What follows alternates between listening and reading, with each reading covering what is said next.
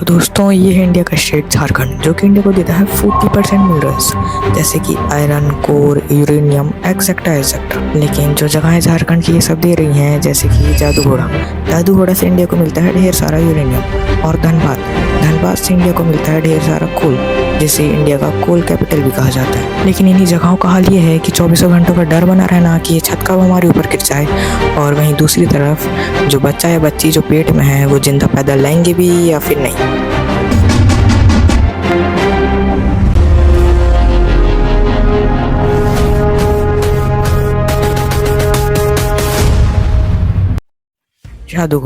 जादूघोड़ा में विकलांग बच्चे या फिर बच्चों का पैदा लेना एक आम बात बन गई है। आखिर क्या है इसके पीछे की वजह, इससे पहले अपन इसकी थोड़ी हिस्ट्री जान लेते हैं। सलमा सोरेन को 5 बच्चे मरे हुए पैदा हुए थे। बुत्ती को 6 मरे हुए बच्चे पैदा हुए। ये बात है 1967 से भी पहले की, जब जादूघोड़ा को जारा घोड़ा के नाम से जाना जाता था। तब यहाँ पर एक कहानी बहुत प्रसिद्ध थी। एक पेड़ था जिसके पास से कोई भी गर्भवती महिला नहीं गुजरती थी। लोगों का मानना था कि पेड़ में भूत रहता है, जो कि बच्चे को पेट में ही आधा खा लेता है या फिर मार देता है, जिससे बच्चे विकलांग पैदा होते हैं या फिर मरे हुए बच्चे पैदा होते हैं। और फिर ये बात इतनी फेमस हुई कि इंडियन गवर्नमेंट तक पहुंच गई। फिर इंडियन गवर्नमेंट के पास पहुंचने के बाद इस पर रिसर्च हुई। तो रिसर्च होने के बाद ये पता चलता है कि यहाँ पर यूरेनियम है, और इससे ये भी पता चल गया कि जो माँ के पेट में ही बच्चों का मर जाना और विकलांग पैदा होना, ये सब यूरेनियम के रेडिएशन की वजह से हो रहा है।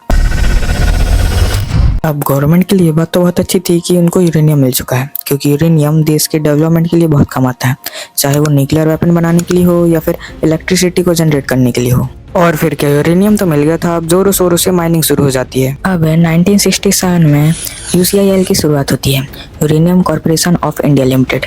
यह एक गवर्नमेंट कंपनी है जिसका काम है यूरेनियम ओर की माइनिंग करना और उसे न्यूक्लियर यूज के लायक बनाना। ये यूरेनियम इंडिया के न्यूक्लियर पावर प्रोग्राम के लिए बहुत ज़रूरी है, क्योंकि न्यूक्लियर पावर प्लांट में फ्यूल के रूप में यूरेनियम का ही यूज़ होता है। अब जादूघोड़ा में मरे हुए बच्चे और विकलांग बच्चों का पैदा लेना, इससे क्या लेना देना है, चलिए जानते हैं। अब बात यह है कि यहाँ पर यूरेनियम की माइनिंग भी होती है और इसका प्रोसेस भी होता है, और जो फाइनल प्रोडक्ट होता है उसे हैदराबाद भेज दिया जाता है। लेकिन जो वेस्ट बचता है उसे यहाँ पर झारखंड के जादूघोड़ा के टैलिंग पॉइंट पे डंप कर दिया जाता है। ये टैलिंग पॉइंट पूरे यूरेनियम वेस्ट से भरा हुआ है। जादूघोड़ा में एक लेक भी है जिसके वाटर में रेडियो एक्टिव एलिमेंट्स पाए गए हैं, जिसकी वजह है ये यूरेनियम वेस्ट से भरा हुआ ये टैलिंग पॉइंट। इस टैलिंग पॉइंट का वाटर जमीन से गुजरता हुआ इन लेकों में और यहाँ की नदियों में चले जाता है। इन नदियों में और लेकों में जादूघोड़ा के लोग बर्तन धुलते हैं, नहाते हैं और भी तरह तरह की एक्टिविटीज करते हैं, और इसी से यूरेनियम के रेडियो एक्टिव पार्टिकल्स इनके शरीर के अंदर चले जाते हैं, जो कि हेल्थ के लिए बहुत ही ज़्यादा डेंजरस है। इस यूरेनियम की रेडिएशन के कारण लोगों को कई सारी प्रॉब्लम्स फेस करनी पड़ रही हैं, जैसे कि स्किन डिसीजेस, मिसकैरेज और बच्चों में बर्थ डिसेबिलिटीज देखने को मिल रही है। ये पार्टिकल्स लोगों के अंदर कई तरह से चले जाते हैं। मेनली सबसे ज़्यादा जब लोग सांस ले रहे होते हैं। जब यह टैलिंग पॉइंट से रेडियो एक्टिव डस्ट हवा में उड़ती है तो वह एयरबॉर्न बन जाती है, और जब लोग नॉर्मल सांस ले रहे होते हैं तो यह छोटे छोटे पार्टिकल्स भी इनहेल कर रहे होते हैं। किसी विलेज के पास यूरेनियम वेस्ट को बिना कोई ज़्यादा अच्छी सिक्योरिटी के खुले आसमान के नीचे डंप किया जाए तो उस विलेज में और आसपास रेडिएशन तो रहेगा। यूरेनियम वेस्ट से जो रेडियोएक्टिव पार्टिकल्स रिलीज हो रहे हैं वो एटमॉस्फेयर में मिल रहे हैं, और उसी एटमॉस्फेयर में जादूघोड़ा के लोग सांस ले रहे हैं, जिससे ये रेडियोएक्टिव पार्टिकल्स इनके शरीर के अंदर जा रहे हैं, जो कि ये पार्टिकल्स ह्यूमंस के लिए बहुत ही खतरनाक होते हैं।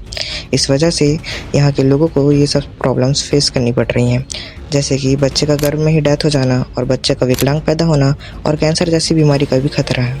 खैर, इस काम की जिम्मेदारी तो UCIL कंपनी के पास थी, और जादूघोड़ा के लोगों ने UCIL कंपनी के खिलाफ अपना गुस्सा भी व्यक्त किया है। हम लोग देश के लिए मर रहे हैं, अब बड़े अफसर लोग पहुँच गए। आज के लिए इतना ही। मिलेंगे नई जगह के साथ, नए लोगों के साथ, नई समस्या के साथ। धन्यवाद।